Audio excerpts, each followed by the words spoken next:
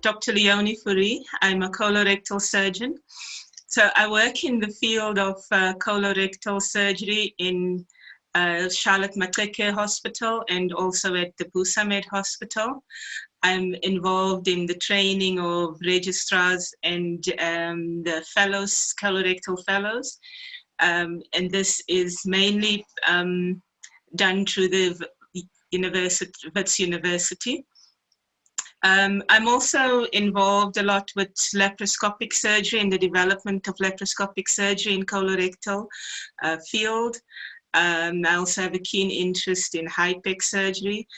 This is surgery done for intraperitoneal cancer for malignancies. So as a final message from me, I'd just like to thank you for this opportunity to come here and talk about minimal invasive surgery and laparoscopic surgery in colorectal. It's something that I am personally very passionate about because I can see the results in my patients. It is such a joy to be able to see patients in the ward the next day, being out of bed earlier, eating earlier, mobilizing earlier, and being able to get people back to their normal life faster. So it is definitely something that I have seen the benefits of in my practice.